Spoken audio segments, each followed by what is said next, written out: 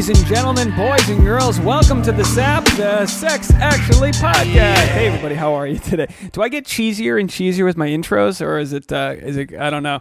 I feel like, it's part of your brand. It's part of my brand is douchebaggery.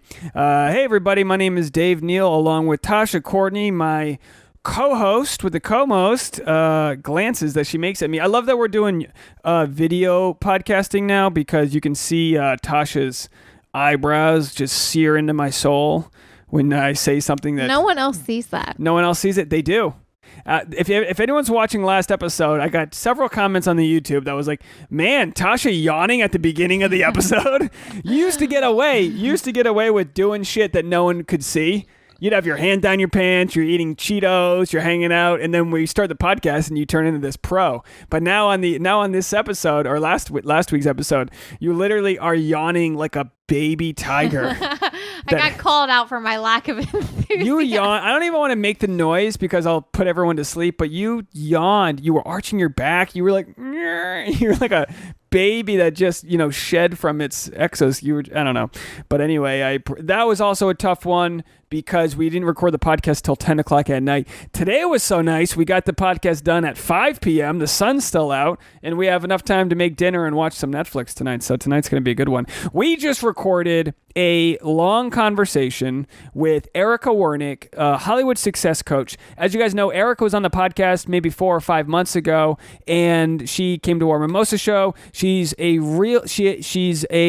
success coach, which is hard to define, I think, in today's world we live in, because there's so many people out there that are sort of slimy in what they're trying to sell. But she sort of curates a lot of her advice to like the specific people, which I think is good. So of course we used it as a chance to kind of get our own shit together. But it's almost like having like a shrink, but except for like motivating you to be your best self. It's like the answer, but you need her to say it to you. And sometimes it's like accountability. Like there's all sorts of versions of how success coach works. And we're not her client, so we can't speak to exactly what her method is. But, sometimes you just need an accountability partner or a cheerleader or, a mentor. Like that's kind of my idea of what a success coach is. Right. And for the most part, this conversation, as most conversation we have, is both good for you guys, educational, and self-serving for us. I feel like at least I personally don't miss any opportunities to get anything I can for myself out of the conversation.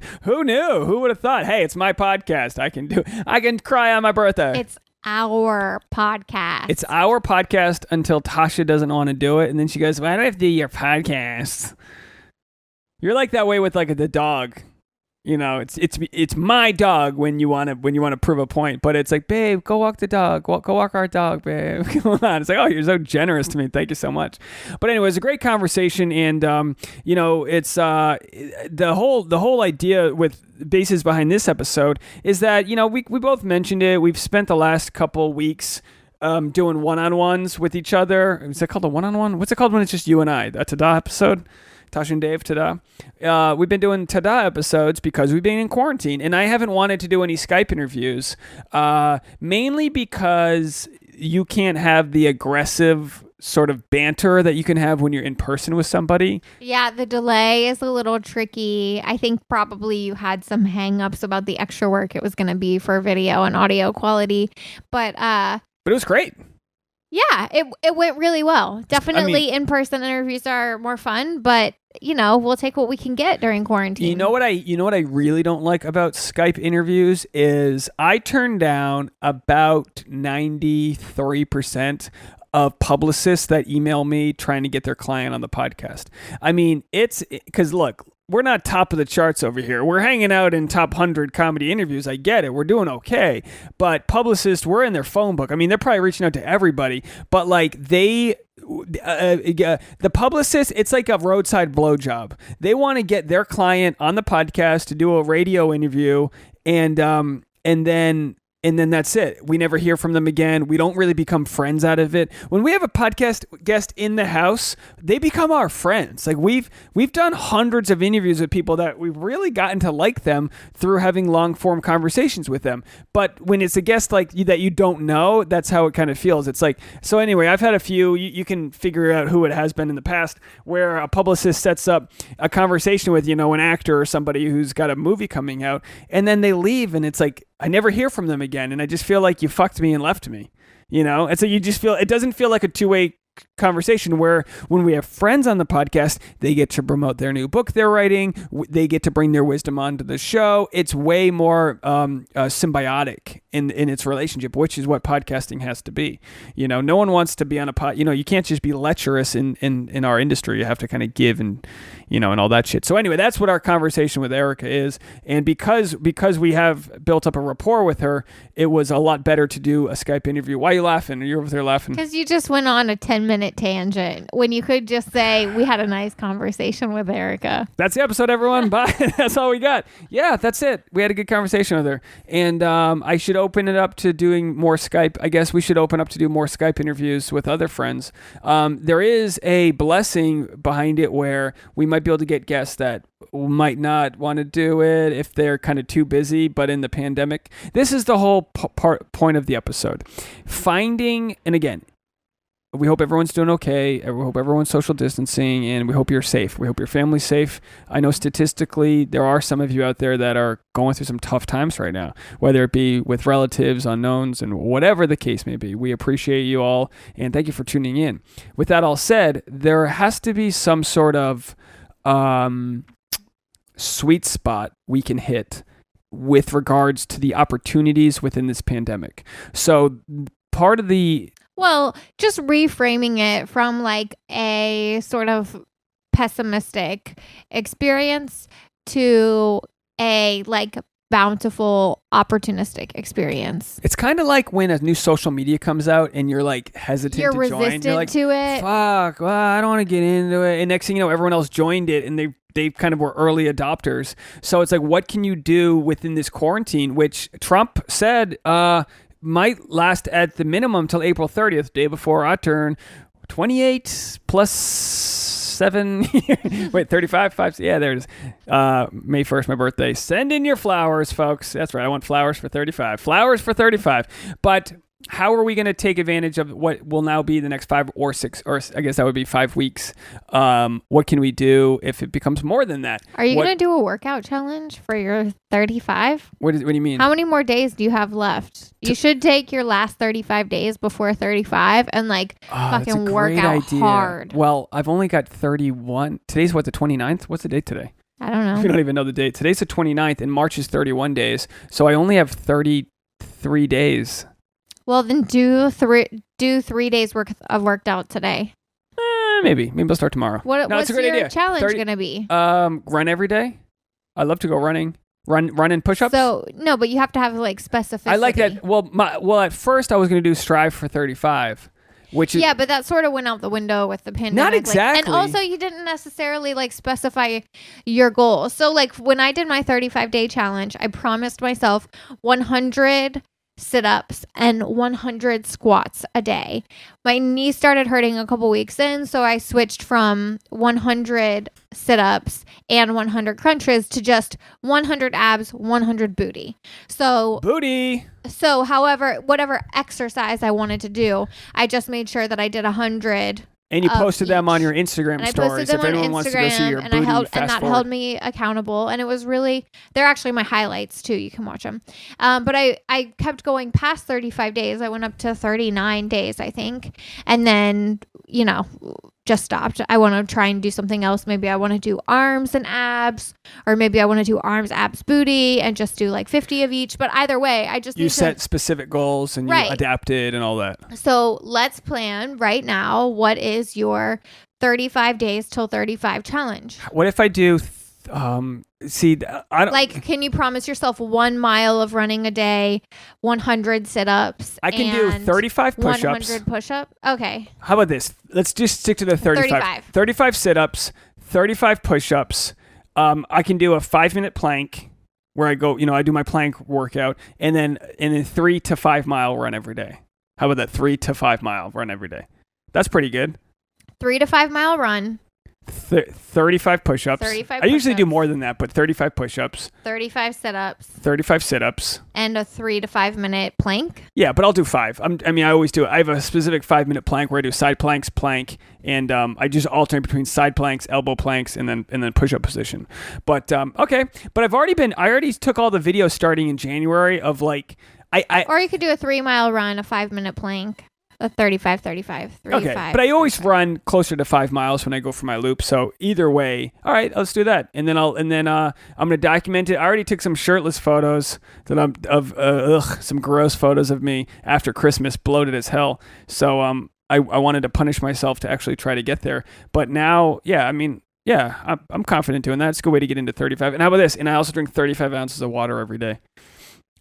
That's 2 pints. I don't drink any water. You're committing yourself to a lot, and I really think you need to define. No, I'm serious. You need to define your goals. All right. 3 things, right? Push-ups, sit-ups, and running every day, as long as they still let us run. Which right now you're allowed to exercise.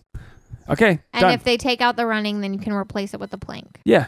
No, well, I can do more than that, but yeah, I can get around. I'll just do Boone squats. Put Boone on my shoulders and squat. We got to introduce the episode because we're gonna. It's a long one. People are into this. We're talking about goal setting in the episode. Yeah. You've got 35 days till your birthday. You just set a goal, and now everybody's gonna watch on your Instagram, and they're gonna cheer you on. I got to post on my Instagram. Yeah. All right, at Neal's DNEALZ. I'm gonna post my strive for 35 on my Instagram. And you guys are gonna love this episode. We had a really good chat with Erica Wernick, as you're about to listen. And then after the episode, with the chat with Erica, we went on a nice 20-minute riff after that and had a good chat. So we appreciate all you guys sticking around. As I mentioned later on, not the best times to be podcasting. A lot of people normally listen to their podcasts on their commutes to the jobs they don't have now. But for those of you that are listening right now, we appreciate you so much. Stick around, share us with your friends. We ain't going anywhere, and we need all of your help now more than ever because, we need to keep growing this thing. So we appreciate all of you. Tasha, I appreciate you so much. Everyone have a great week, and I hope you can apply some of the positivity that Erica shares with us to make this time during a tough situation to make it work for you, and being disciplined and in control of all that you can't control in an otherwise sort of chaotic experience. So anyway, without further ado, my conversation with Tasha, Courtney, and Erica Wernick. You were on the podcast, what was probably 4 or 5 months ago now. I think it was in 2019, right? It was the end of 2019? I thought it was like a month ago. I have no idea. Isn't it crazy how fast life is going by? And Tasha wasn't on that one, but you guys met at the Mimosa stand-up show. Yeah. Yep. I met her the day that we recorded. I was just on the way out, running out to my dance class. Yeah, Tasha chose dance over the podcast, but I had already paid for it, honey. You didn't let me know. You got to give me a heads up when we have it on the schedule. So, last time we spoke, and for everyone who hasn't listened to that episode, go back and listen to that one first. But obviously, life has changed a little bit for all of us. So I want to know how you're doing with the pandemic, safer at home, and all that jazz. Give us an update on your life.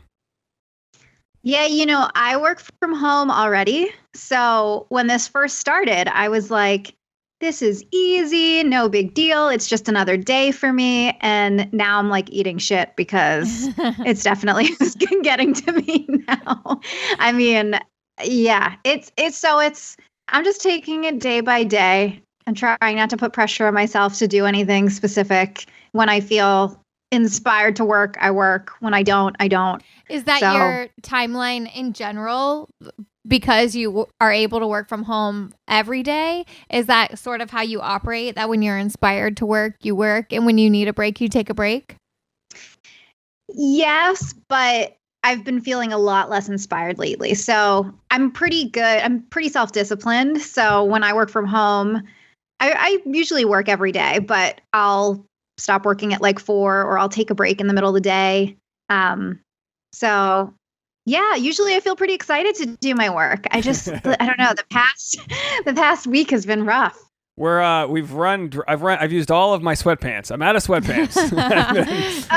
Oh, me too. I haven't even thought of putting Still jeans just on. wearing the same pair. I put on jeans today. It made me feel good. And I took a shower too. But let me tell you, brushing out the hair that hadn't been brushed for 4 days straight was like, it took a long time. It's a classy establishment we run over here. Now, there's plenty of podcasts out there trying to cure the pandemic, this and that. With you, I want to talk more about how we can use this time to our benefit, assuming we're just healthy and at home. What are you telling your cult-like following of supporters? What kind of advice are you offering them to make this, not just a Netflix and chill for 3 months? Yeah, I mean, we talked about on a call with my clients that, this is a gift this time. It can be, assuming, again, you're healthy and you're safe, but it can be a gift. And so I think that when you feel inspired, go get to work. And, kind of like what I'm doing with myself too. I don't think you should necessarily put pressure on yourself and be like, oh my gosh, I have to have this masterpiece done by the time this is all over. But it's good practice, I think, even for life, because we don't all feel inspired every single day in life anyway, And so I really think this is good practice. And another thing that we talked about, and we kind of talked about this on your last podcast, we create our own reality. And so I talked about with my clients talking about the future you want to create when this is all over. And we can start creating that now. And so taking baby steps and doing whatever we can, we can't necessarily take massive leaps right now. And I mean, I'm still sending out agent submissions and doing things like that a little bit, and writing a note in my email, being very sensitive to what's going on and saying, if you're not working now, just please disregard this and I'll come back to you when it's all over. But I think that the more we can focus on the future that we want to create, the easier it'll be to get back into that inspiration, because I'm experiencing it myself. It's really hard. It's hard to find that sometimes, during this. Like, I've been feeling really tired every day and trying to move my body, and there's all of these other elements, I think, that feed into our inspiration. So I don't think that's really a concrete answer, but I think, the gist is, if you can get yourself to feel inspired, use this time, because a lot of times people will be like, if I only had the time, I would do X, Y, and Z. I would create this. I would work on this. And now we have the time. And so time is not really an excuse at this moment. So if you can get yourself to feel good and to feel inspired to do something, then go do it. But also take the pressure off. Like, you don't have to have some crazy masterpiece created by the time this is all over. That's my goal. I'm trying to create a masterpiece. I'm like, if this podcast can just get some success. The problem, did I not turn off? Did you hear that? I got to turn off my other notifications. The problem that I'm having, or not a problem, but I don't want to look back on this time and, I mean, this is the last time I'm going to preface this by saying we want everyone to be safe, this and that. But this is a chance that can be the biggest blessing, to have what could be 4 to 6 weeks of, in some cases, paid unemployment, and actually to like really make that shift in your job in your life. I mean, I have no reason to not be shooting a ton of content. I have no reason. And, we're slowly getting there on our end. Like, we're doing all of the house projects, painting. Tasha's got a new plant that goes up every day. We live in a jungle now. So we're doing, but you're right. It's like a blank slate to be like, okay, it's all right if you didn't prepare for this moment that we're in now, but now we have the chance to spend a few days or a morning, just whatever it is, setting new goals to accomplish when you're kind of forced into this. It's like, there's going to be a lot of people, either a decade from now or a couple years from now or 20 years from now, that will attribute their change in their lifestyle, the change from their corporate job to this creative job, because of like the moment we're in right now. Some people will take the ball and run with it. Some people, like me so far, will just gain a few pounds and be wondering what I'm going to do in my life. But the I guess the option is there that wasn't before, which is we're being told basically, don't do whatever it is you were doing and now figure it out. So are you having any, like, of your clients just kind of be like, all right, I'm sure a lot of them are very ritualistic, like, because a lot of people that have to kind of run their own business have to kind of be their own boss. Are they wondering now I don't have this XY, I don't have the gym to go to. They're losing all their rituals. So how do you kind of bring that structure back? Yeah, one of my clients, we were talking about how she's an extrovert because I'm an introvert. And so I'm mostly cool with all of this. But for an extrovert, it's really challenging. And so we talked about, okay, what were the things in your life before that made you feel good, that filled you up as an extrovert? So she's a personal trainer on the side. And so she loves working out and teaching people and doing that. I'm like, okay, how can we bring a version of that into your life now? And so I think that it's not going to look the same, but it's like, how can we take pieces of what built you up and what felt good and help you do that now, So obviously she can do online workouts and that kind of thing. And she was like, oh, I got so bogged down in the tech and trying to do the replay. I'm like, then don't worry about the replay. Just do it live and say, show up on this day. Yeah. Here's when I'm doing it. So, yeah. And, I was telling them this story a couple of years ago. I got called into jury duty for my first time in California. And it was a really hot day, and I don't have air conditioning here. And I live across the street from an elementary school, so it's usually super loud because recess is right outside my door. And so I went to jury duty, and I was so excited because they had air conditioning, and everybody had to be quiet in the waiting room. So I brought my laptop, and I got a lot of work done. We spent a lot of time waiting to hear if we were going to have to serve. And I had the best day. I was like, air conditioning, quiet. I'm just getting so much work done. And there was this woman who was 2 seats away from me who complained the whole time. It was like every hour on the hour. She was like, this is ridiculous. I can't believe you haven't told us yet if we have to serve or if we can go home. This is ridiculous. And she just kept complaining to the people that were running, the room. And she was just miserable the whole time. And I'm not trying to say I'm a saint here or anything, but I think that we all are given this same moment and we can choose what we want to do with it. We can choose to be like that woman who complained the whole time and was completely miserable, or we can be, what I did. And I had the best day. I got so much work done.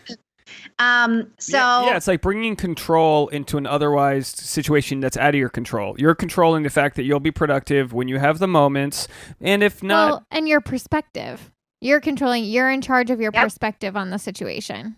Yeah. Because we're at the place now where we're not going crazy trying to work 12 hours a day creatively, but we've got so much free time now that even if we only work a couple hours a day creatively, that's more than we probably have ever invested in ourselves. It really is. Feeling relaxed has really helped my creative expression as well, because I'm one of those people that's so bogged down with work, like so time limited because of my day job, that I am one of those people that's like, man, if I had the time, I would do X, Y, and Z, or just the energy left over at the end of the day. I would do X, Y, and Z. Now I have all that time and I feel like a flower blossoming in the springtime. Like creative ideas are flowing. I've got my list made. I'm like inspired to do all of these things that before felt like a draining task at the end of the day. You know what we've noticed a lot about like triggers in our relationship is it's not being creative, it's deadlines. So like if we have and I'm the worst at being like, all right, we're gonna go to Home Depot, we're gonna go podcast after that, and then after that we're gonna watch this, and then all of a sudden I block everything with the most ideal like altruistic mindset where everything's going to just go perfectly and we're not going to be a minute late, and then by the end of the day our date night's pushed back till midnight, or it's midnight, I'm making Thai rice and I'm like, I'm sorry, it got away from me. So the things that are stressful in the relationship is when we say, all right, we'll take an hour to go sew. No, the sewing's going to have a problem and you're going to get stressed out. So allowing like a buffer time in your like really clearing your schedule, just it takes away the one thing that stresses us out, which is knowing we got something else to do afterwards. It's interesting having this like creative space and creative time, because I think we're realizing like a lot of there's definitely been studies, right, that show that you don't need an 8-hour workday, that people are just as productive in 5 hours as they are in 8. So for people who want to switch to like the 30-hour work week or whatever, businesses that want to do that, it's just as effective as a 40-hour work week. And they're saying the same for school, right? When all these kids, when it first happened that the schools got shut down, they told parents, listen, your kids don't have to have 11 hours of school every day. It's a couple hours of learning, get it done, do the online stuff, and then that's it. Playtime. Give them to like space to be creative and experimental and learn how to play and entertain themselves. All of that is just as helpful for a child's brain as studying, I don't know, the quadratic equation or something. What are you doing? Are you doing anything that you weren't before the lockdown? You know, watching the sunset from the roof, or are you doing anything where you're like, well, I got an extra couple of minutes, I'll do that? Not really, because like I said, I already worked from home. Like this was my everyday life, but I think I am actually being a little social more, you know, doing the Zoom happy hours and doing a lot of FaceTime. And so that's been kind of nice. We haven't been invited to any Zoom happy hours. I've been invited to plenty of Zoom happy hours. What? What's a Zoom? I haven't signed up for Zoom. What's a Zoom happy hour? It's just some of your friends getting together?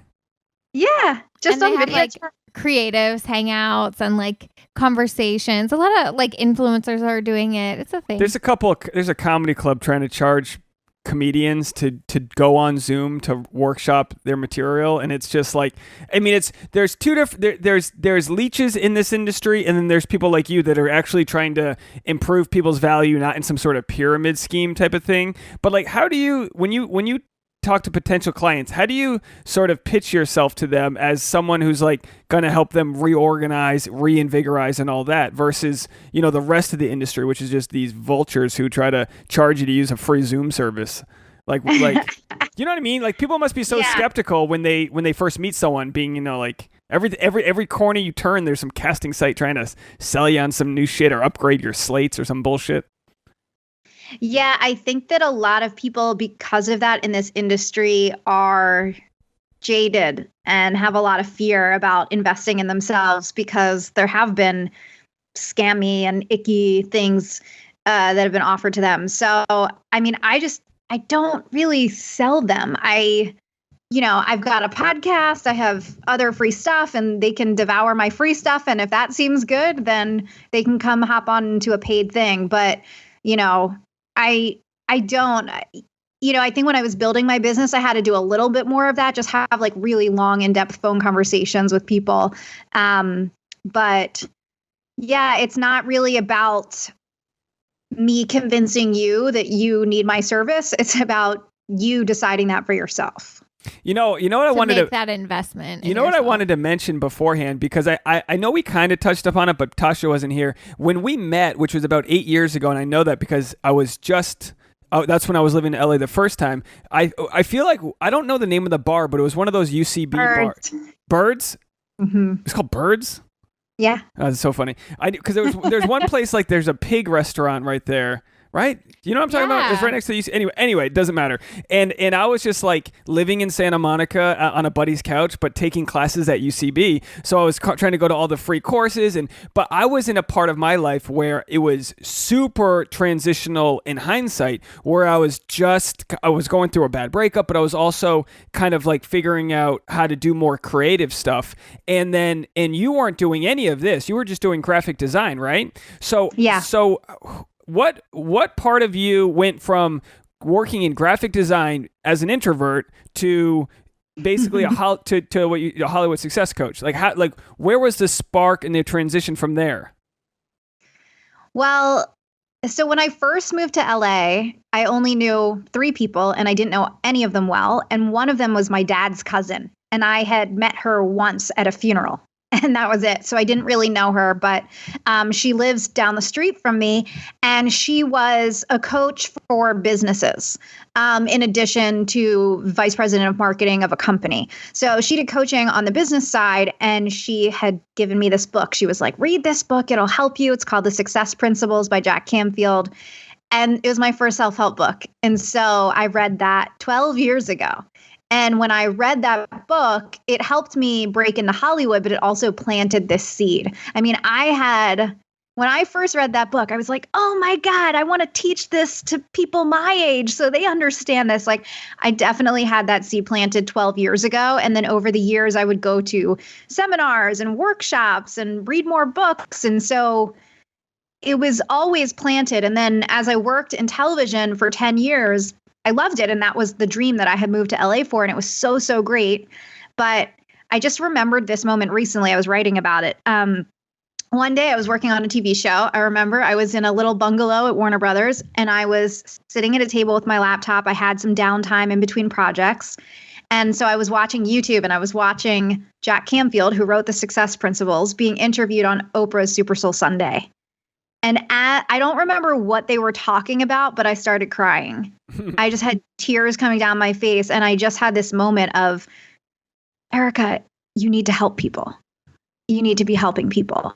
And it was just, I mean, I really do think it was this seed that was planted 12 years ago, but it was like this calling that kept coming. And I was like, oh my gosh, I can't help people as a graphic designer in television in the way that I want to be helping people. And so that's kind of a short version of what led me to this. Do you think it was one of those moments where, like, okay, I'll preface this by saying I had a conversation with my acupuncturist a couple weeks ago, and she said sometimes when we're in an emotional funk, it is because there is something else, some sort of external thing that's gone wrong, right? You're not listening, or maybe not external, but that you're not listening to your internal compass. You're not following your path. You're not aligned with your destiny. And that's why you're feeling anxious all the time. And that's why you're feeling depressed all the time. And you've got to like take in and honor those sort of signals that you are giving yourself. So if you're watching your YouTube, right, and you're feeling so emotionally overwhelmed that tears fall out of your eyes, is that a signal like this? I'm not doing what I'm designed to do. I've got something, like I'm not following my true purpose. Yeah, for me, it's interesting that you say that. I think I just like word it slightly differently, but I think that is what I talk about, because for me, it's always an emotional moment that kind of confirms. Like I recently had it happen again, where I spent like an entire day crying when I realized a new dream that I have that I'm working towards now. And for me, the emotional connection is my way of knowing that there's something deeper here. There's something more meaningful. And for me, it's like a goalpost. It's something to follow. Like it's a Or like sign for a direction. Correct. Like a breadcrumb. It's like it's like, oh, because I have this emotional reaction, that tells me this is like a pivot, or this is a direction I need to be going in. Tasha likes the breadcrumb analogy because she's big into bread. She's always thinking about bread. It's like that pasta noodle heading towards the bowl of chili.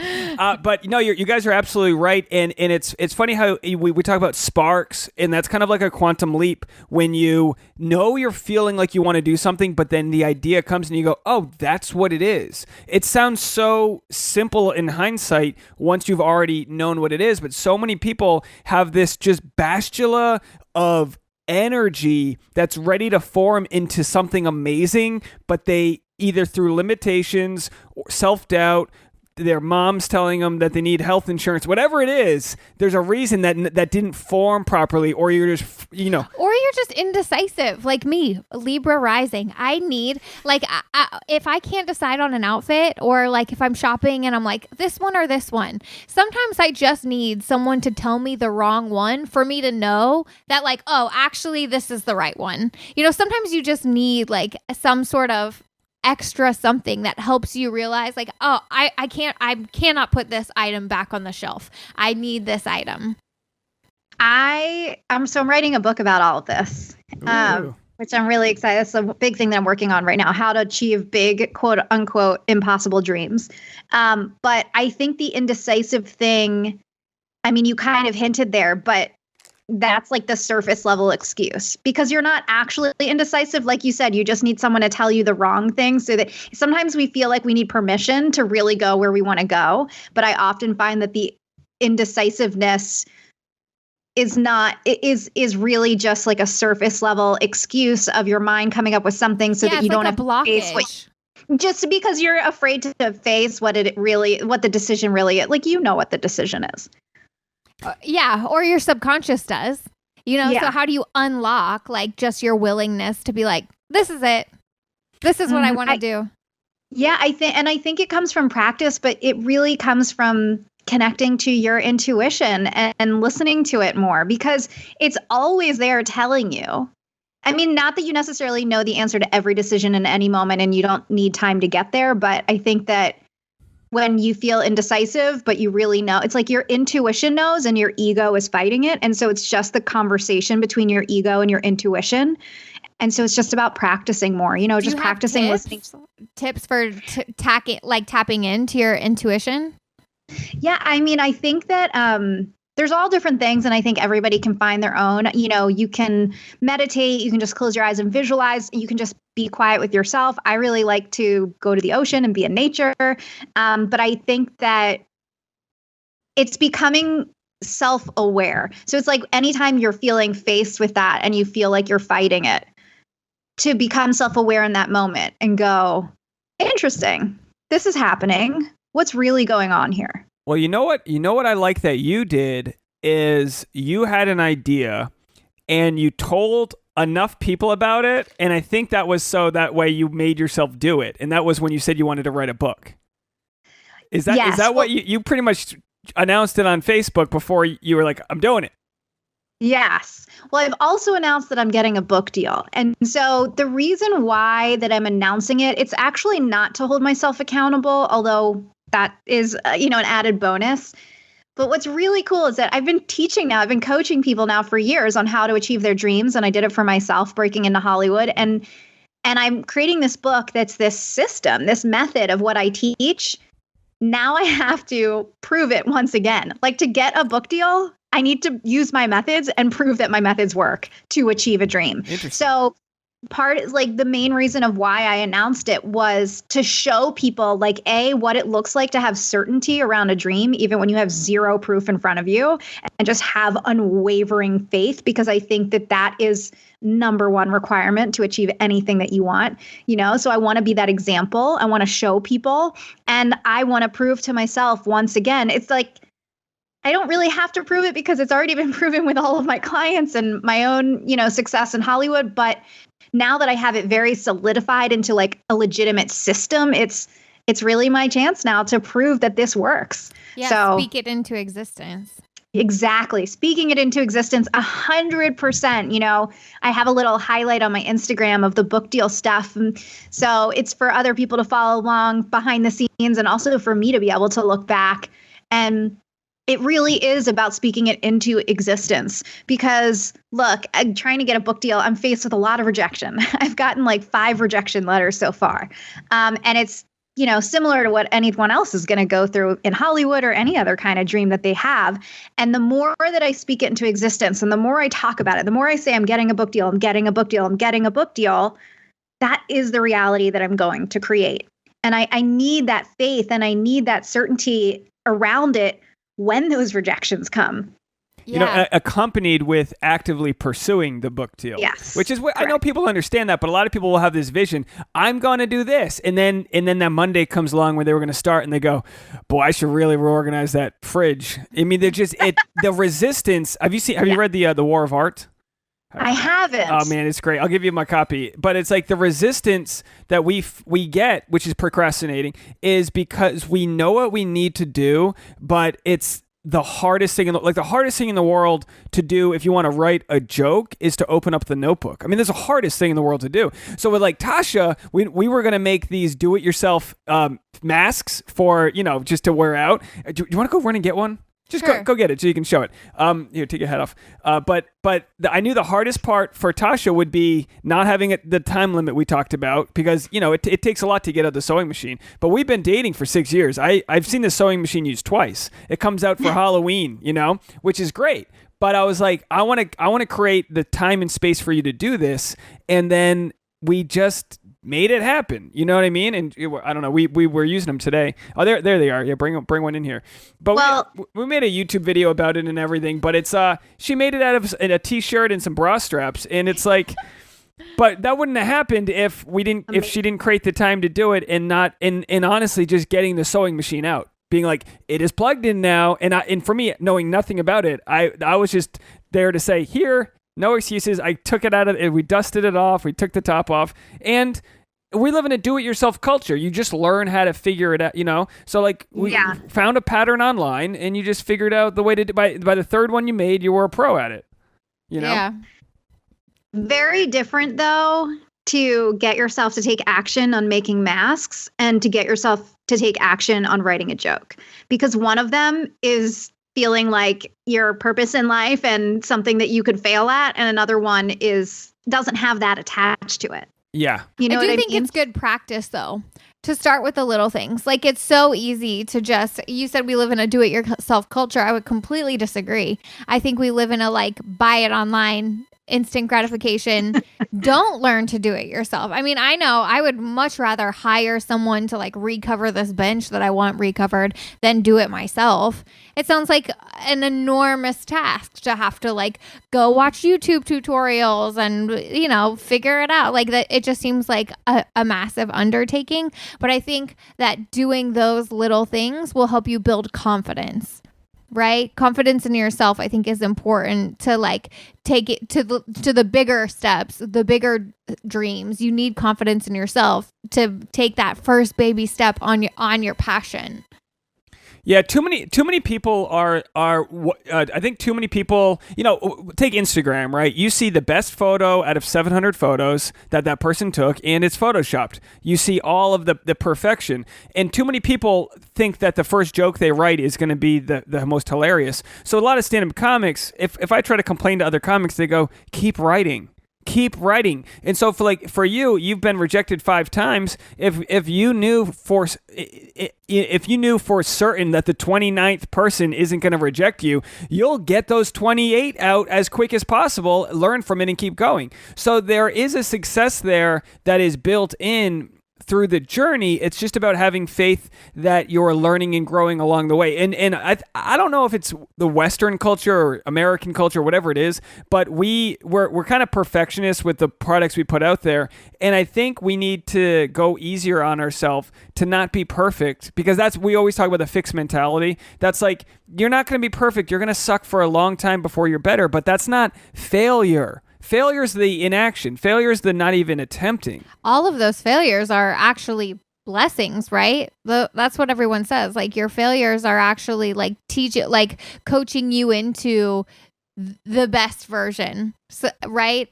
Every time you send, I don't know how book writing goes, but you send a draft and they say, no, not, needs improvements. Then you go back and you re-edit and you build on what you have, and the next edit is better.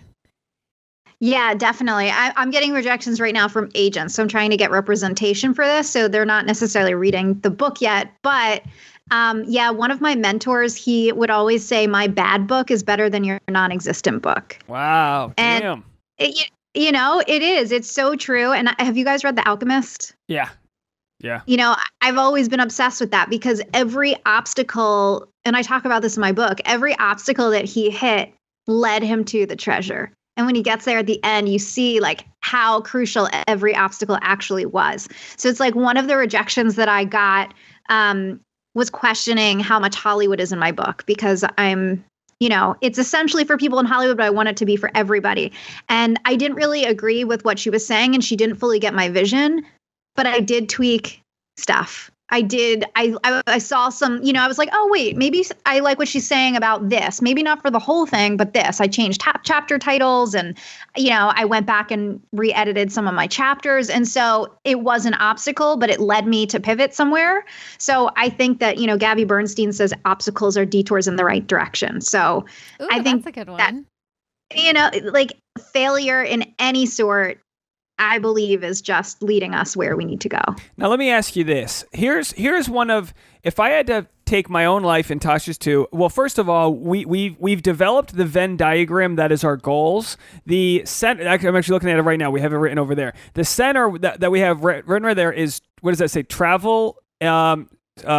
We have videos, the travel SAP. video SAP. So we have the podcast, we have travel videos. That's in the center. And travel videos obviously means travel, exploration. That's all something we both want to do. On my side, I've got comedy, stand up, I want to tour. And then on her side, what does that say? Fashion photo shoots. So we really do have this journey that we can do together where, like, if and when one part blows up, like say Tasha blew up huge on TikTok, I would be like, great, I will, we will travel and I will go find stage time and we can be this little like circus group. We can do all that. So we have kind of like this vision that maybe could be more specific, but that's the watered down Venn diagram.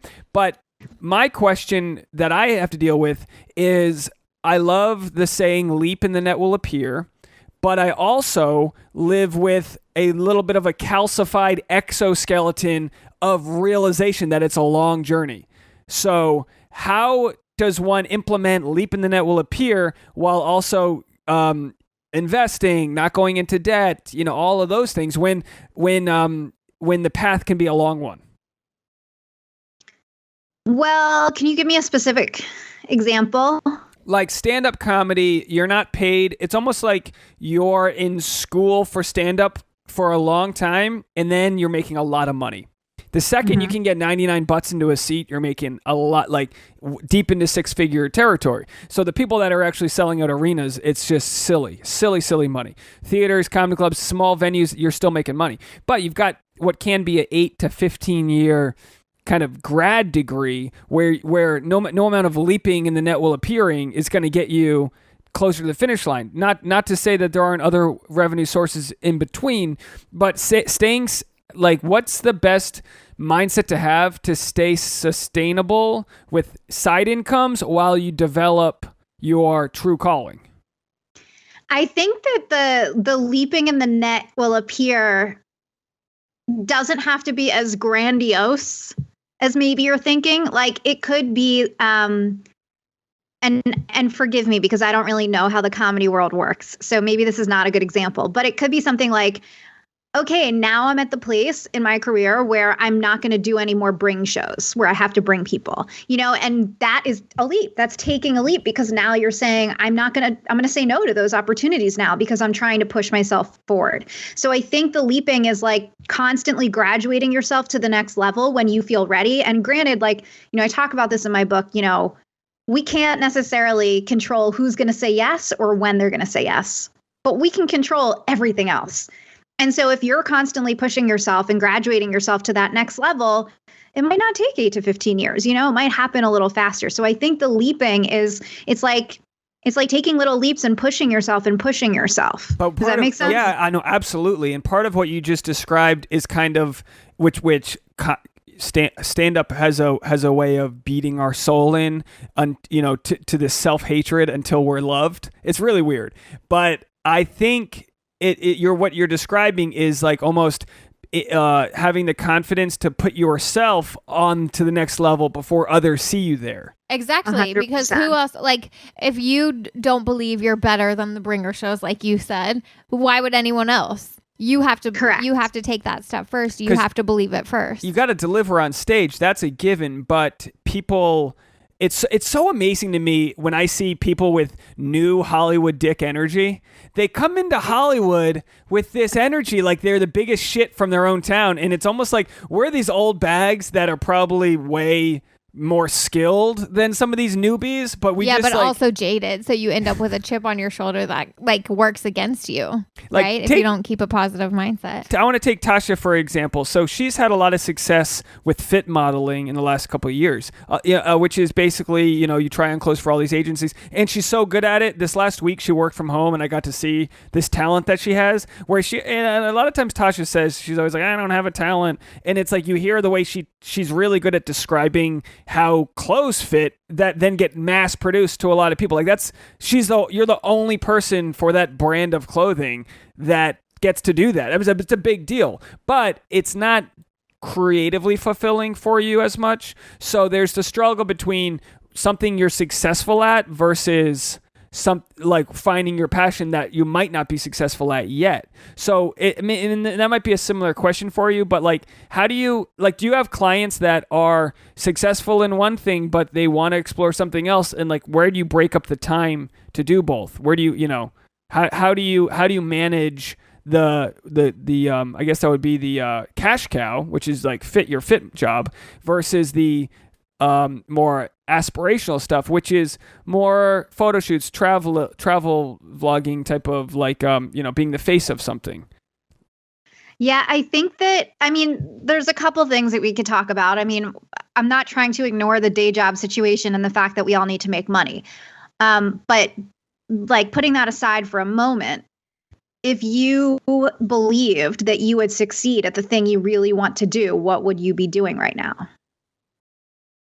Is that a legitimate question? If I have to answer it now, but you know what I mean? To get yourself thinking, it's like, again, it comes back to the certainty. It's like, if I believe for sure that I'm getting a book deal, what actions would I be taking? Like what agents would I be submitting to? What would I be doing every day?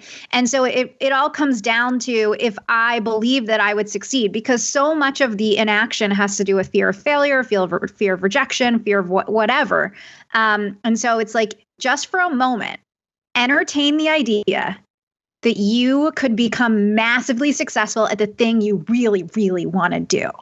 What action would you take? I would just be making like a ton more travel content. That's my fun, exciting thing. In general, making content in general is fun. Right now I'm kind of working on like transforming our home space because we're stuck in it and it could use an update. So I'm kind of working on that as a little project for Instagram, collabing with some brands, speak it into existence. But I would be doing way more travel content. That's my like ultimate dream. We had a good for Christmas this year. We did a little bit of The Leap and the Net Will Appear. We road tripped back to northern Kentucky.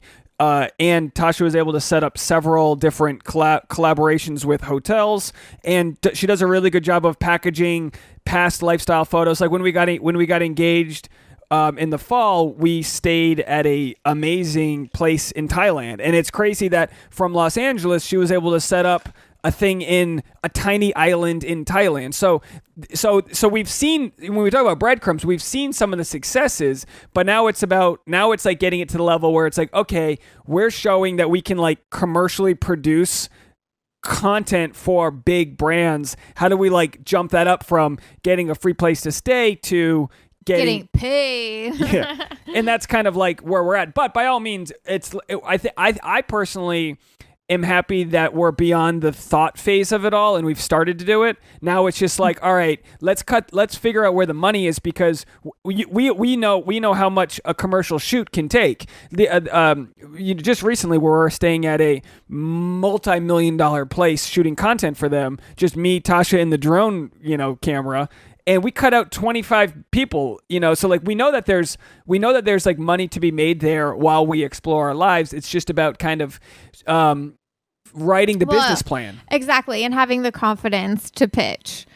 Just like you were talking about, having the confidence to pitch, knowing your worth, adding 20% tax, and hoping that eventually someone pays it. Because you're right. Like there's definitely, for as many fun collaborations as I've put together, there's probably 10 times that didn't write me back, or that wrote back and said, we don't work with influencers less than 250,000, or, you know, we're full at this time, whatever the excuse was. So I think it's, you know, it's a numbers game, it's a practice game, but I feel like we're putting our practice into action. You know, we're doing the thing. That's kind of, I've talked about this before, specifically with Instagram, because I grew my following on just modeling stuff, right? So it was a lot of what I still shoot, but used to shoot a lot more of swim photos. You know, it was just a lot of like beachy California girl photos that build my following. So it's like a ass and titties crowd, and that's not my brand, that's not who I am, but that's what put numbers on my Instagram page. But as I transition into like more of what I feel like is a truer representation of myself, I knew that some of those people weren't going to stick around. Some of those people weren't going to engage anymore. But I knew that if I just kept putting out content that felt authentic to me, that eventually the right people will find it. So slowly the male to female percentage is going from 90-10 up to 85, up to 80, you know, so it's, I feel like the number one thing that we can do, which we've already put into practice, is taking action on the life we envision. So I have decided that I want to do more travel content. So I'm just making travel content. I'm making that my number one priority. You know, if I know that I'm going to have a slow month at work, I just book a trip. Even if I don't know I'm going to have a slow month, I just say, okay, well, I'm going to give up this cash to go do this thing that I'm passionate about, because that's where my value system is. Right? That's what I'm going to prioritize. You know, when we were in Thailand, we got partnered up with, what's her name? Shelly? This Belgian chick who actually had a smaller... Shelly. She had a smaller following than you by like half. And she has since exploded, but she was like traveling exclusively full time. And there really is a market out there when you decide to ditch like, I'm sure, you know, just like it's the same reason you have a podcast, I have a podcast. The ideal situation would be not to need a publisher. To be so big, you know that when you put the product out, 40,000 of your fans are going to buy the book. That's the ideal situation. So how do you juggle between, how do you think you juggle between the gatekeepers of the industry versus completely self-actualizing it through your own following? Because if you can build your own following, in the end, that's what everyone needs. That way, you know, no one can fire you. No one can, you know, take your book off the shelf if you have your own, you know, if someone wants to shame you or look at an old tweet you said, it doesn't matter. If you have your own following, it doesn't matter. But also, there are still rules to be played within, like it would, like where you are now, it would be better to have a publisher, you know, if you don't have that following. So how do you balance growing your own thing versus playing by those rules? I mean, for me, it's about what your goals are. So I already sold a book without a publisher. I did an ebook years ago, and it sold to people in 16 different countries, and that was awesome. And I just had this vision for myself of doing it a different route this time and going through a publisher and having more of a global, like even more of a global reach. And I'm also developing a TV show off of this book, which I haven't really said publicly before. I could see that in your face right there. Like I get so hesitant about sharing.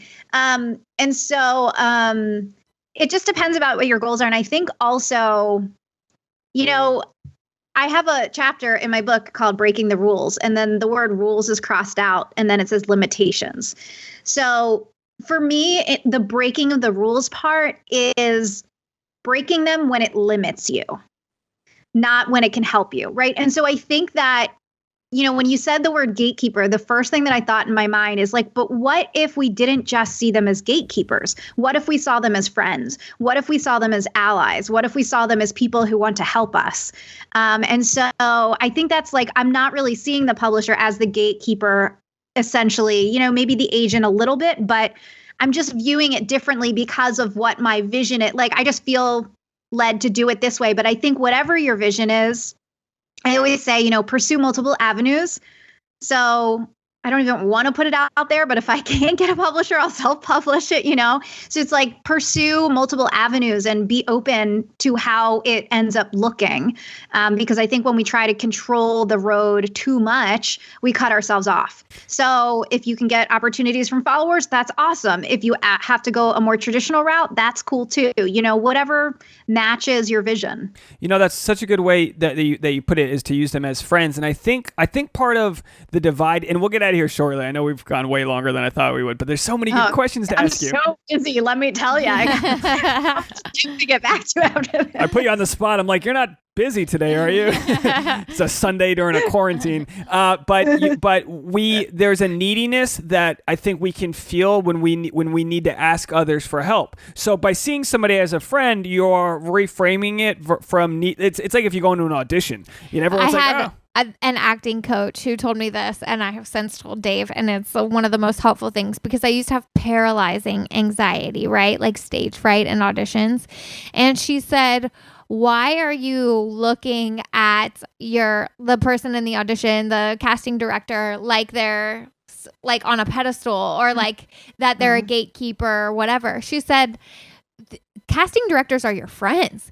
Casting directors want you to succeed. They want more than anything for you to succeed. They called you in because they thought you looked right for the part, and they're just hoping that you crush it so they can call it a day and go home. Like, it's so true that if reframing. So now when I walk into an audition, I mean, I still get nervous all the time, but it really takes the pressure off, knowing that, like, no, this person wants me to succeed. They're going to give me feedback. They're going to ask me to do it a different way. And all I have to do is trust that they're like guiding me. They're like a shaman almost, right? So just think about too, like if you were on the other end, because one thing I talk about is like the please pick me, please choose me, that energy.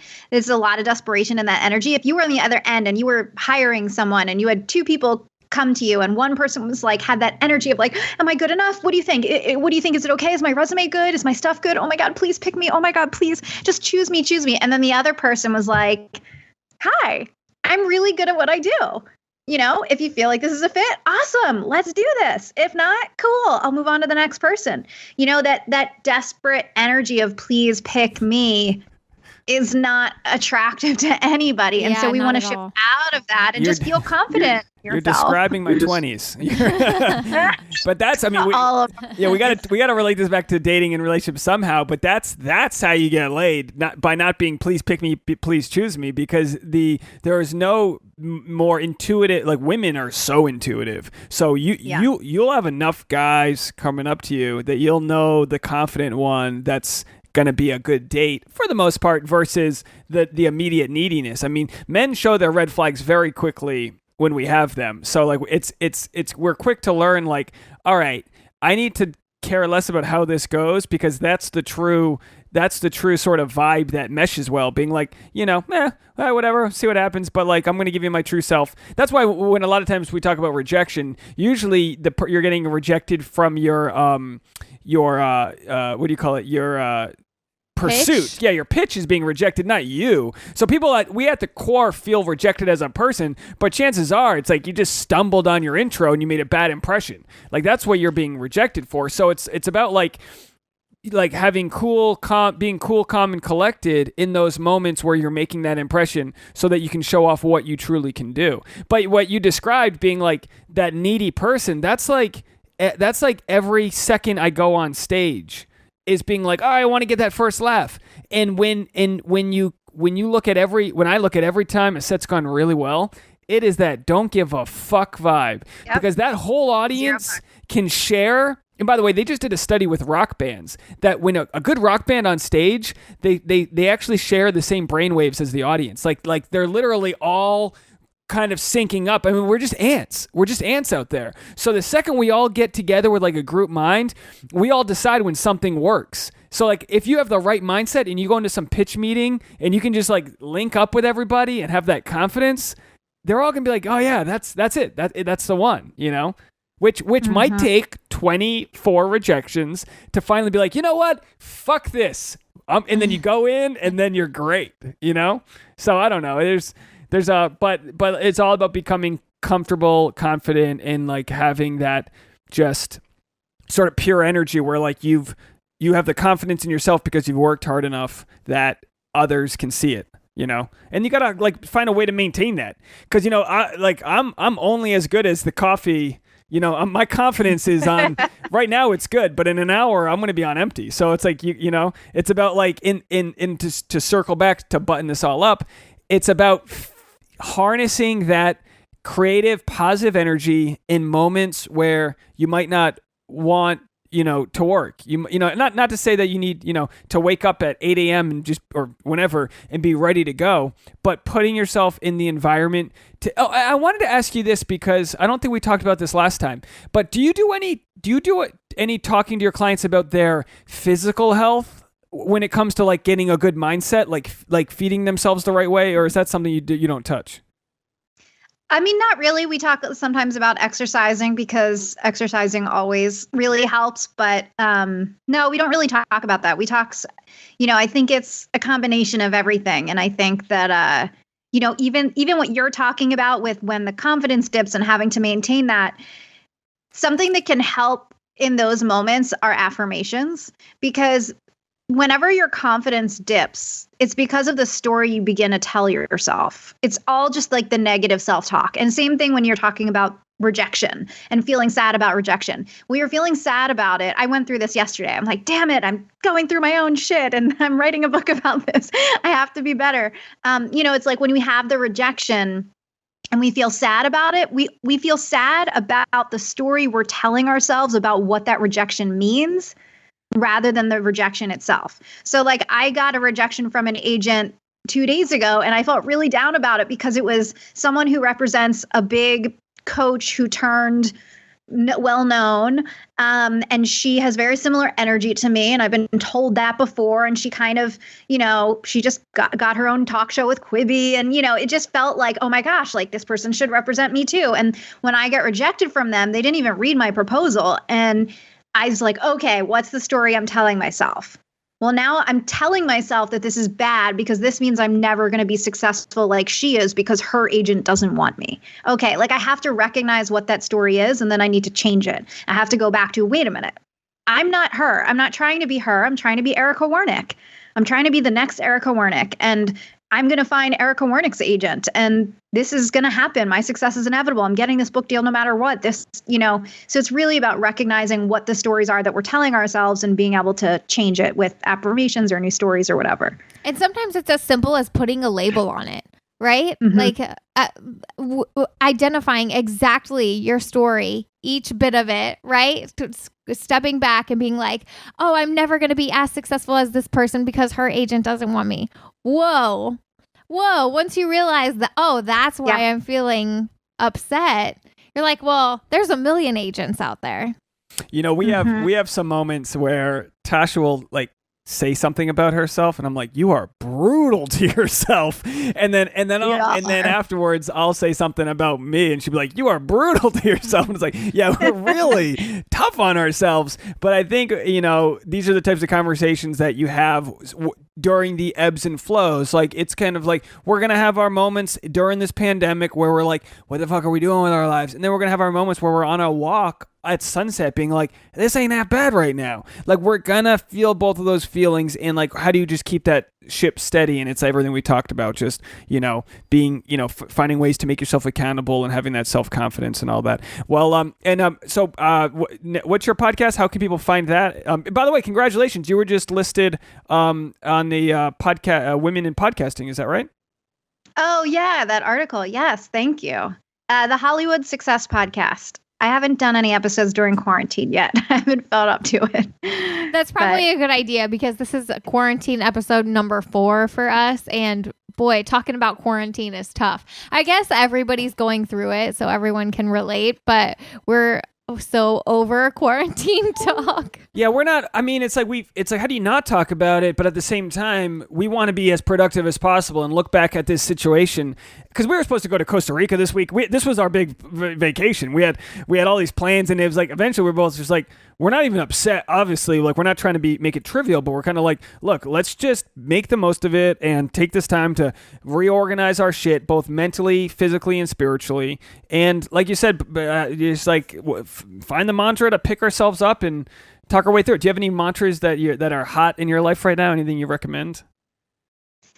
I mean, the one for my business is my success is inevitable. And we all say that all the time. But other than that, I just say what I need to say in that moment. Like I'm going to get this book deal and I think also I have to remind myself that I'm worthy, right? So like people are going to want to read this book because I'm bringing value and I have to remind myself of that. And so, it's just whatever I'm feeling in the moment that needs to be addressed. I like, I am enough. I have enough. I want to share it. That's the one I like to use. So I like my success is inevitable. That's a good one. We're going to steal that one. I have t-shirts. I'm like, it's our motto for my business. Oh, amazing. Yeah. Well, everyone who's listening, go give Erica some love and support. And thank you so much for jumping on the phone. Come back anytime. And I can't wait to read your book and talk to you when it's all finished and everything. We're close by if you need us. We don't have paper towels, but I have paper towels. You got paper towels? Paper towels. I can give you a roll. We're using gym towels. Those are our new paper towels. But thanks again for coming on and stay in touch. And we'll talk to you soon. Thank you for having me. All right, bye. Bye. There it is, folks. Let's wrap up this bow. We're pushing out an hour. What'd you think? I thought that was really good. If you hadn't been in a rush to shut it down, I would have asked one final question. Babe, boy, is it hard to get a word in with you on a Skype podcast. I didn't need to be here. You made me sit here for 57 minutes. You did great. To get 3 words in. No, you did great. You're just rambling. You're rambling so hard I couldn't even follow. And I had a whole coffee today. I'm bad at that. You're right. I'm bad at that. Like sometimes I think Donald Trump does this too. It's like he starts a sentence.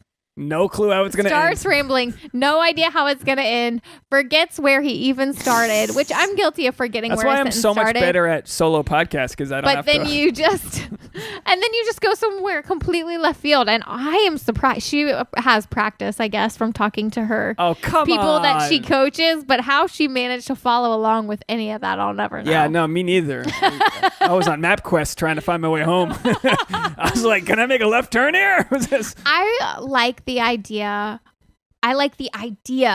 of mantras, but I have a really hard time putting them into practice. Really hard time. And I don't know if that's like an imposter syndrome type thing, but there's this one person, and I'm not going to put anybody on blast, but there's this one person that's in my online circle that for a while was posting these like mantra type things every day. And boy, did it just feel sad. That's what it felt to me. Like seeing her and I guess maybe mantras are more personal. It's not the kind of thing where you like have to like put it on Instagram. But like I don't know. It's like how do you get across that mental barrier of like I'm deluding myself? Like I don't know how else to explain it. Like it just deluding yourself because your mantras aren't specific enough. You're just like preaching joy and love, or what? I don't know. It feels fake to me. Well, look, you know me, I'm very action oriented and like results oriented. And my thing is always like, how do I get my most success? All of the things that we were talking about, success with like confidence. The way that I feel confident is being undeniable, right?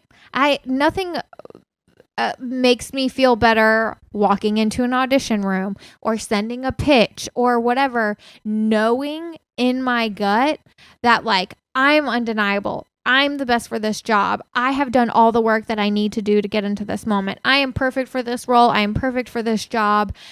That being undeniable, knowing that I've done the work, knowing, all of that helps me to feel confident. Yeah, what you're saying, your value is being undeniable and feeling undeniable is what you value because it's in your control in the situation.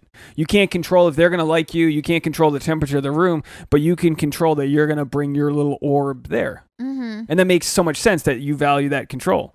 But you also so like just saying like my success is undeniable. I mean, I guess that to me feels like not a step 1, but a step 3. Did she say inevitable?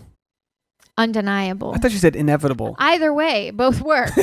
So it's okay. But I guess having done the work, and maybe she feels that she can say that because she has done the work. But sometimes when you're just trying to psych yourself into it, like I wish there was a way to like get over. It's like a mental blockage for me because I feel like you could use a mantra to psych yourself up, but I am unable to. I don't know if you're unable to, but I think it requires some self-discipline that can be hard because you're good at knowing at 8:00 you got to show up to a certain place. You'll be there early. You'll have your lunch packed. I cooked it, but it's ready to go. You'll have all those things ready when you have that structure. But mantras is not a structure. You know what I mean? Mantras feels like a preachy thing to me. But if someone told you 7 minutes a day of I am in undeniable, or I am in whatever it is, if someone told you that would lead to success, it would be easier for you to do it versus being like, I guess I could do it, because it's hard to define what the brain thinks. It's hard to define the spirituality of it all. So, I think you're right. I think that's maybe the element that I'm missing is the spirituality element, because religious people do mantras every day, praying. But what's interesting with you is that you are spiritual. You talked about your acupuncturist and your Libra rising. So like in some ways you buy into the Kool-Aid. No, I'm just saying in some ways you'll buy into certain things, but then there's still there. And again, trust me. I have a real issue with God personified and gendered, but specifically personified. She is within you. No, and gendered, both genders. They. Yeah, they works better for me. You sneeze, they bless you. They bless each and every one of you. But God to me feels more like an it and less like a person. But if a guy wrote the Bible, then he's going to call it his Lord and Savior. Yeah, they didn't have these back then. Yeah, you make it whatever you want to make it. That's totally fine. But it's interesting because I've always had such a hard time with prayer, and I have a very close friend and then some other people that I know that are, have like Christian values, are very, I don't know, what would you call them? Strong Christians. And I envy the things that they have been able to self-actualize through prayer, right? Because I believe that prayer is a strong thing, but for some reason I can't do it. And I believe that speaking into existence, like in The Secret, I believe it's a strong thing, but I feel weird accompanied when I do with it. like a high frequency of action. Yeah, of course. We're not leaving out the action, but I think that doing only the action and not also speaking into existence, doing The Secret, visualizing, praying, I think that you're stronger with both than with only one, right? Just speaking and no action is not going to work.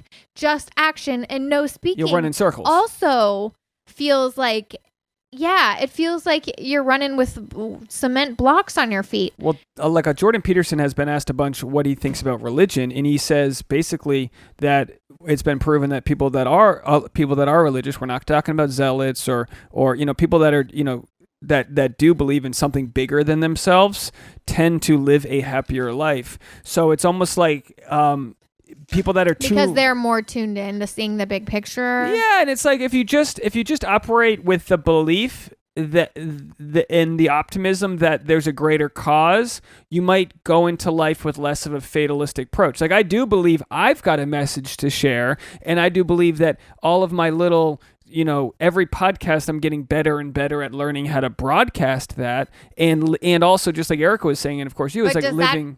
Does that feel like part of a greater purpose? To me, that seems like a very minuscule. That doesn't have the vibe of like bigger picture to me. What doesn't? What you just said. What do you mean? You said, I know I'm getting better at this thing, that I have something to share. Well, basically what I'm saying is that I understand that the time spent creating YouTube videos and doing stand-up and podcasting is all getting better and sharper at broadcasting my message, so that when it finally is time to be on a platform in front of, in a much better place, I will have refined the stories. I will have refined my perspective. What's your message? That's the hard thing, because a lot of what I love, and I appreciate you putting me on the spot, I do. Usually I do this to you, and it's nice to have the roles reversed here. But I believe what I want deep down is to connect with an audience, and the message isn't as groundbreaking as what some people might say, like, I want to change the fabric of the universe. I want people to be happy. I want people to be optimistic and feel happy, and a lot of stand-up comedy does that. I remember when my friend Cassandra was playing at the Bitter End, which is the iconic New York place. Lady Gaga got her start there when she was Stephanie, whatever her Italian name is. What it was, Stephanie, whatever. Giannotta or something like that. Everyone got their start there. Billy Joel, everyone got their start at the Bitter End, and she was kind of had this like thing that only like a spiritual sort of creator can have, where she's like, I can change the frequency of the room, and it's true. Like a pianist, someone who can sing well, and imagine, someone who can, a great singer can change a stadium full of people. The F-16s are flying by. They're singing the national anthem. it can be, everyone gets goosebumps all over the universe when we're connected into that same rhythm. With stand-up, it's a little different. It's like we're getting people to laugh, which is releasing oxytocin and serotonin, and you're feeling good, and you leave there feeling good. But that doesn't happen right away. Sometimes you suck for a while. The times that I've absolutely felt blissfully in control of a room, which happens, has been some of the best times of my life. And I don't mean that in some sort of maniacal way. If you were more tuned in to the bigger picture, bigger message, what I got from you just now as your core want is that you want to make people happy. You want people to be happy. Can you just I can't do it all. So yeah, I don't know what that noise is. So do you think that being more in tune with that as a goal, like putting that in the forefront of your mind, would make things move faster for you? That's a great question. Because I feel like a lot of times when you talk about this stuff, it's very ego focused. Like it's very you focused, and it feels very limited and in a box. Well, how is it not? How is it not about me? When I'm trying. It's not about you if your mission is to bring people happiness. Well, other than, and again, through to the bring medium, people joy, to share how to be happy, to share how to be fulfilled. All of that is like a giving. It's a service, right? And it's a legitimate one because people need help with that. And with stand-up, the service is different than podcasting. So obviously the podcast is more spiritual and motivational, I believe. But through stand-up, it's, you have to, there's a technicality to how you tell a joke. And it's more like self, you kind of like shitting on yourself in a way. But you're... Well, or you're just holding up a mirror to society, right? Yeah. So that's what's universal about it. But you're right. That you're bringing people joy and laughter by making fun of the ways that we're all silly. You're totally right. And the thing that I am aware of that's especially true within the comedy world is like when Gal Gadot and all of the celebrities decided to sing Imagine, they didn't have that self-awareness that stand-ups have. A self-awareness that's like no stand-up comic refers to their art as their art. It is art. No one, but by saying that, I'm negating, you know what I mean? So it's like we have this sort of like, let's make this as blue collar and we the people as possible.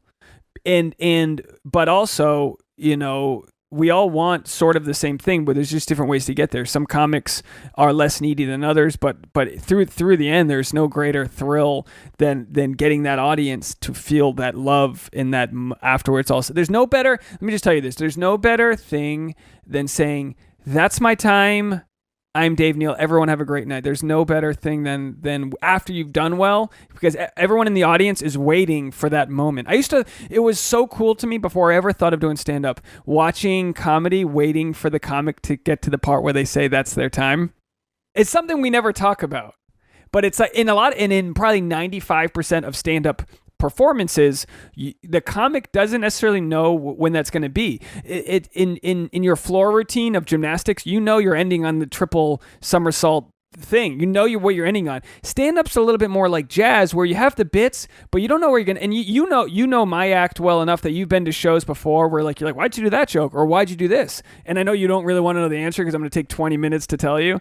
But the truth is that when you get to that moment where you're like, all right, this is it. I'm ending on this triple jump. Here we go. Boom. Hey, that's it for me. Thank you guys. And then boom, they give you that. And a lot of times the audience, if the energy's not there, they'll give you the polite laugh and you'll get off like, ugh, and you just feel this feeling. But when it's good, when you get to where you wanted to go, you're getting, and again, you're right that it's egocentric in a way, but you're getting the love that you're looking for, but you're also just creating a happy, you're part of a lineup that's creating a happy vibe. But it's interesting, and I don't know if this is necessarily like a universal thing for all comics, but I think that I don't know what went down in your childhood that made you like the person who always has to like put your finger in and poke it. You know what I mean? Like you are a jabber. If you see something that's off, right? If you like come home to my family, whatever, and we're fighting, you just fucking put your finger and twist. Well, because my check engine light's on. Why is this doing this? Let's start diagnosing. Exactly. I start diagnosing. But you have that view. It's called empathy. No, that's not anything like empathy. That's not what that is. I feel pain in others. No, but if you have that's a core part of your personality, I think. And I feel like you can do that on stage.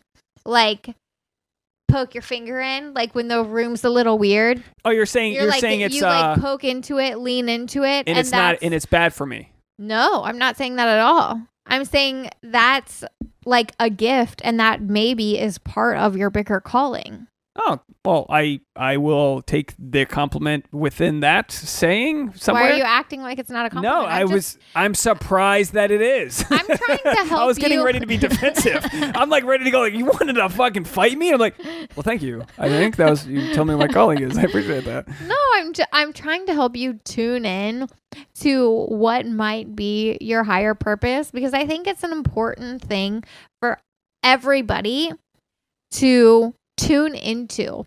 Otherwise, we're just floating listlessly through life, right? A lot of like influencers that I follow, even Erica probably, like once you're tuned in to your purpose, I think it takes the pressure off you as an individual.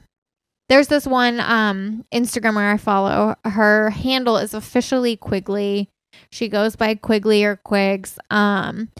But she founded a year or so ago this thing called the social media, SOUL, social media. And her whole like mission statement is that like she wants social media to feel more together and more like purposeful and passionate, right? That it shouldn't be like this thing, which it can be for a lot of people.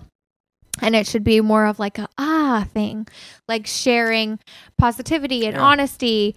And I think that having that mission statement, I mean, she was obviously very successful before then, but I feel like it's catapulted her success and helped design her life into a very beautiful life. I think having that like goal and mission statement can be transformative, because otherwise it's like if you don't have your mission statement all laid out, then maybe you don't even know, like, have you put the thought into it? How do you ask for it? Well, and how do you guide yourself? Because if you're able to check in every day or every month or whatever and be like, am I steering the right direction for my mission statement? Yeah. Then that's something that can help right your own ship. And you're right. And it can be very muddy what that is. And I know we've both, even in this podcast, we'll ask strangers, what am I doing? I have no clue. Yeah. But you're right. It's like, on TikTok, I like watching these chiropractor videos where they crack people. And what the chiropractor is doing is they're touching and again, I don't know if this is exactly what they're doing, but like a massage therapist, you're touching and prying somebody's back, neck, and legs. Manipulating. But before you manipulate, you got to see what the problem is. So you're like, ooh, that's tight. Let's push into that. When I'm giving you a massage like you're going to get later on tonight, I'm not massaging the juicy parts. That's good. I'm getting in the tight shit. I'm getting in where you go, ooh, no. And I go, breathe out. I'm getting into that. That's what, and I think in any conversation, especially on the podcast, I just have a natural curiosity. Who doesn't? I mean, I don't know. Through my lens, I have a natural curiosity to like see what people's problems are. When we had Anthony Amarello on, he just got through like a 7-year breakup, and it's like, let's unpack this, because it's like, this is more interesting than like asking you some stupid question about something that doesn't matter. It's like, what matters to you? What's on your soul? And we always end the podcast feeling better for the most part. We always feel like this unburdening. I mean, if we were Scientologists, this is basically our e-meter test, right? This is our, like, everyone's always like, oh, you feel better after you leave the shrink. Yeah, you got a lot of shit off of your chest. The shrink, you don't have to have a double PhD in like psychoanalyzing someone to realize we're just a society that wants to get real and talk. And with stand-up, I mean, yeah, it's like, so much of what I want to do, like I always talk about, I just want to be successful enough that I can have both of our parents stay at the same Airbnb together. Both of our families, like, cause community and that social, that being a magnet to get people together is so important to me. I love when I go back to New York to see my buddies. A lot of them don't see each other until I'm in town, because we're all like a social circle, but when I'm not there, everyone has their other social circles. So when I'm there, my buddy Julio, they're always like, oh, we love it when you're in town because we all hang. And it's like, I get it. When I'm in LA, I'm not just hanging with all my buddies. But when I go back to New York, it's like an essential part of my visit. So what I love that stand-up does is it unites people. I mean, it's no secret that I've spent my life trying to be in groups, whether it's a fraternity, a baseball team, jazz band. I mean, I just want a sense of belonging. Who doesn't, right? But part of my childhood was very much kind of on the outside looking in, a single mom who worked full time. I spent a lot of times alone, just kind of like wanting. So like when I met my buddy Diggums, the late great Diggums, and he wanted to go to the mall, fucking let's go to the mall. What are we going to do at the mall? Who cares? We're going to the malls. We're going to get Annie's pretzels. We're going to go to Hot Topic and look at some titty photos. I mean, come on, we're 15. They have titty photos? There's always a Pam Anderson in a wet t-shirt at the mall. Yeah, you go there. Come on, we're going to go to, they didn't even have H&M back then. We're going to go to Limited 2. TOO, the grammatical error there. Limited 2. We're going to go there. We're going to go hang out outside of Claire's and see who's getting their ears pierced. Come on, we're going to have a blast. We're 15 or 16. So I've always appreciated those kind of ride or die buddies. Gooch is a great one. Gooch is a great buddy who, like, I don't know how to fix cars, but I'll watch him. I'll make bacon while he fixes a car. We used to always joke around about that. We'd go to the deli, we'd get an extra side of bacon, and then we'd go, he'd change the oil in the car. And to him, he probably just enjoyed my company as much as I enjoyed him. That's what true friends are to me. So a lot of what, you've challenged me to figure out that I want, there is a lack of appreciation within the open mic and stand-up world, because it's like a bunch of magicians aren't going to necessarily appreciate magic until you do it in front of a non-magician. They're like, whoa, that's fucking cool. And like, whereas another magician would be like, that's pretty hack. I learned that 3 years ago. So with stand-up, part of what I've considered through this kind of quote-unquote break that we're having from life is to reintroduce myself to the Comedy Store. When it's time to go back, reintroduce myself at the fucking 8-year level of stand-up that I've done. I mean, if I was studying medicine, I'd be a doctor, right? I'm not comparing what I do to being a doctor, but I'm just saying 8 years is nothing to sneeze at, So maybe I need to treat myself like I've been doing it for 8 years and kind of not hang out with people that have been doing it for 1 or 2 years. Like, let them, they can be a part of my thing, but I got to lead my own, be in my own path and kind of reach up, not be pulled down. And that's kind of what the weird hierarchy with stand-up is we're all kind of like mixed together. A bunch of first year and 20th year comics are all kind of mixed together. And it's like, how do I get the attention of somebody who's 20 years in? Like this week, Joe Rogan was talking about Josh Potter, who has been on the podcast. And Joe Rogan was like, Joe Rogan, he's the Oprah of podcasting. I mean, I played the audio for you, and I'm like, I know you know how significant it is, but multiply it by 1,000, because that's nuts. That Joe Rogan was just randomly in Vegas and he saw Josh Potter opening for Tom Segura, who's also another legend in the podcast world. Building multi-million-dollar homes off of, pretty much sort of doing the same thing I want to do, which is just sharing your voice and happiness and all that. But the point is that Joe Rogan was able to see Josh Potter and know. He was like, he's been doing it for what, 10 years? And he was like, yeah, 10 years. He's like, yeah, I could tell.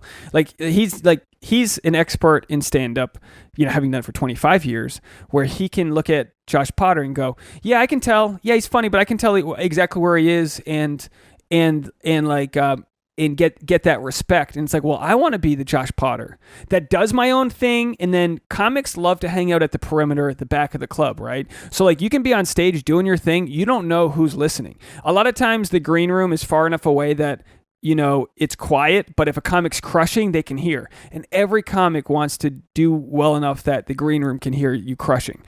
Comics, they don't care if they even know what the bit was, but they know that you did your job to the best that you could, and there's like a street cred towards that.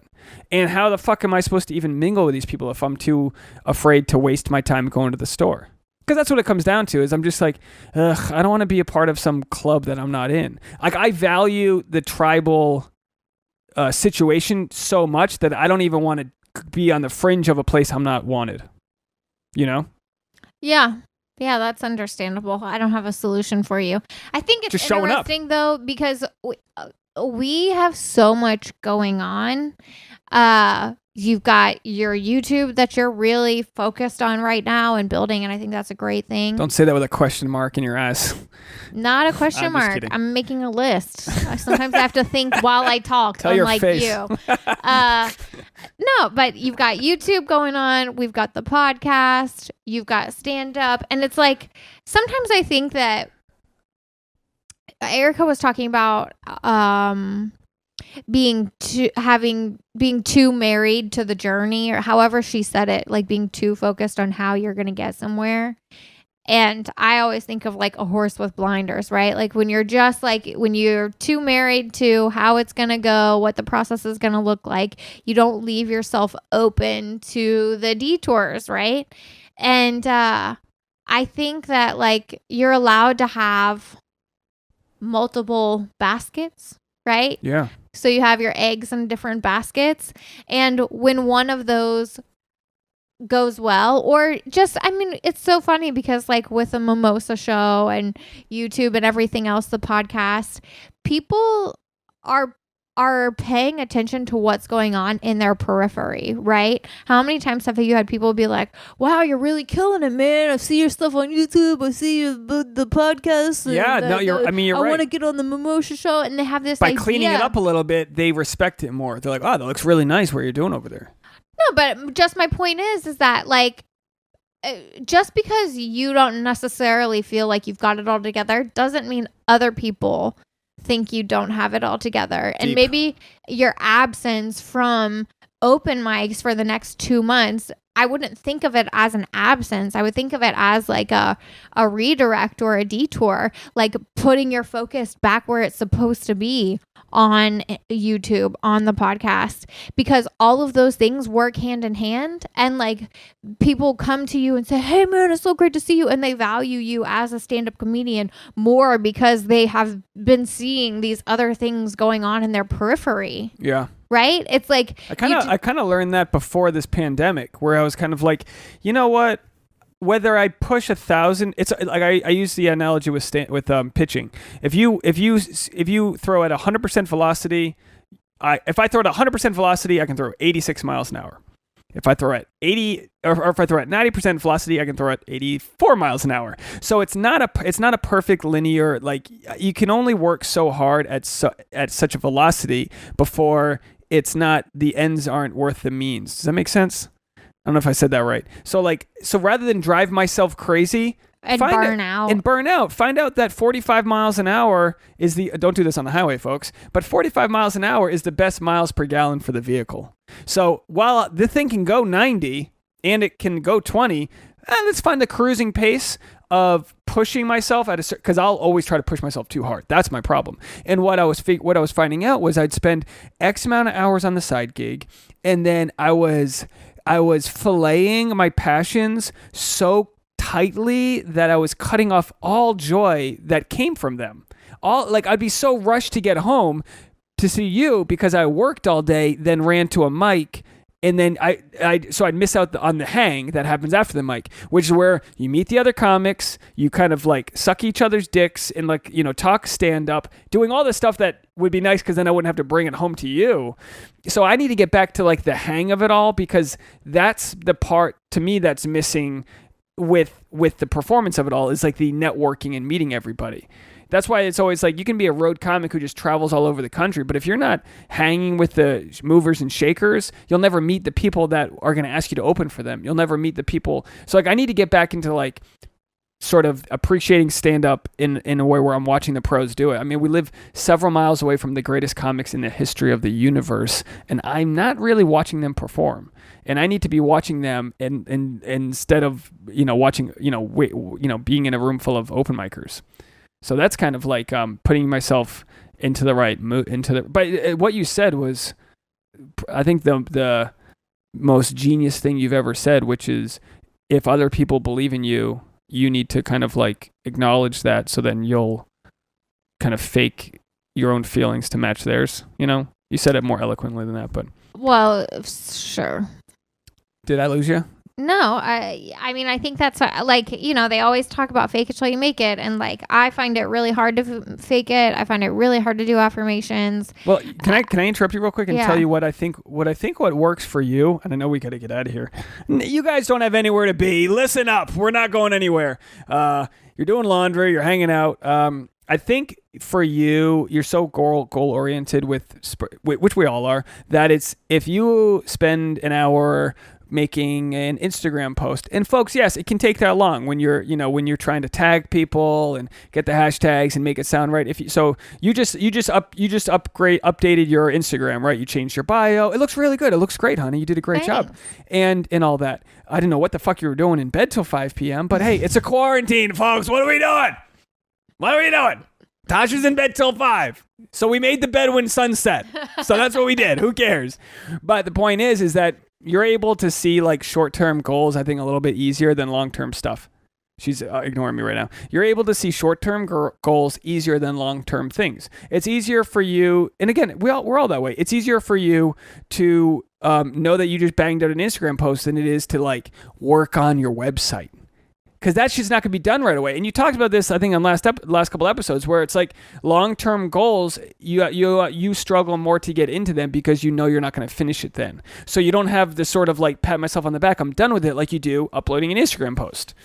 But you have to realize that the greater picture sometimes is having a banging website, and maybe we need to have one. Maybe you need to have one just for your traveling. That puts it all together, because you've already done such a good job of putting together these like PDFs. But if you don't send those to people like personally into their Gmail, they're not going to see them. So maybe the next step is to put all those amazing graphics and mission statements and all that into like a website that becomes your portfolio for that. Just a thought.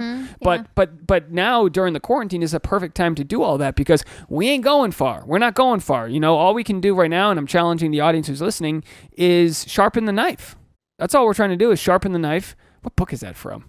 It's like one of the key principles. Malcolm Gladwell book. Anyway, I'm probably butchering it, but sharpening the knife. It's like, let the tool do the work. Let put together all of your marketing. Have an impeccable. Like Jordan Peterson. One of the things he says is, don't be criticizing others if you haven't made your bed. So clean your fucking bedroom. Have all your shit in order so that when the quarantine's lifted, when we're ready to go, we walk out of this like a cocoon, baby. Let's be butterflies. Let's fly away. Anything else we need to say? No, that's very good. You good? What do you want for dinner? Are you good to go?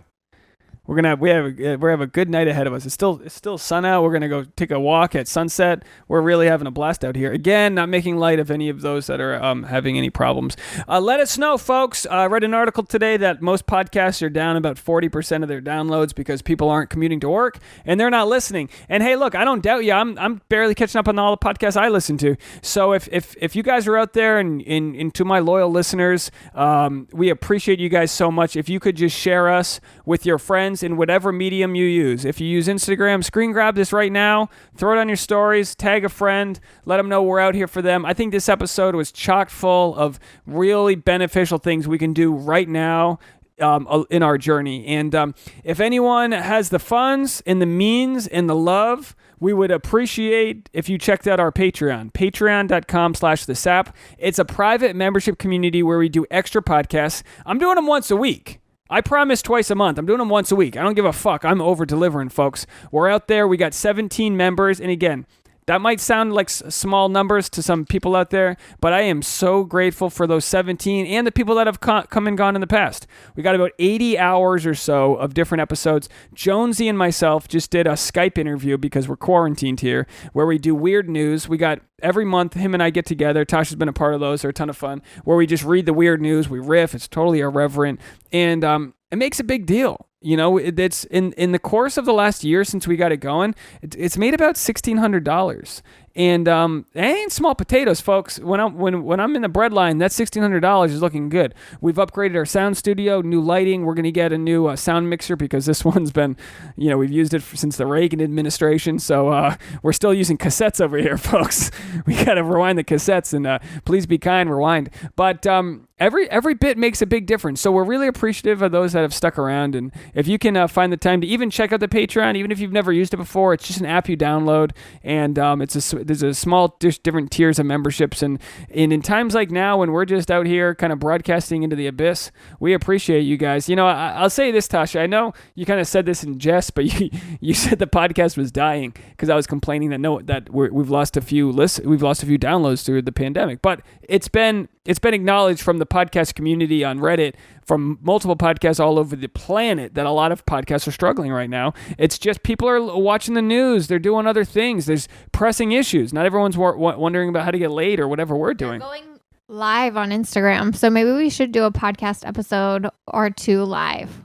Yeah, we could do that. That's a good idea, right? Lots of people are going live right now. So it might be interesting to just turn on the live. I wish I could air this in post. I wish I could just put this up as live, We could put it on IGTV. Yeah, and we're on YouTube, baby. I mean, we're investing in all these things. We've got this is going to be a 4-camera setup on YouTube. So go to my YouTube. It's on, search Dave Neal. We have the SAP has its own 2 different playlists. There's SAP highlights, and then there's SAP full episodes. I'm taking past episodes and cutting up to short highlights with all of our favorite guests, and putting a ton of work into that because I believe that YouTube is the best way for us to grow the podcast because it's the second biggest search engine in the world after Google. So on YouTube, I'm noticing through the analytics that people are finding the podcast. The Cora Boyd interview has thousands of views on YouTube just because she's searchable, but it has the Cora Boyd interview has no extra downloads specifically through the podcast app.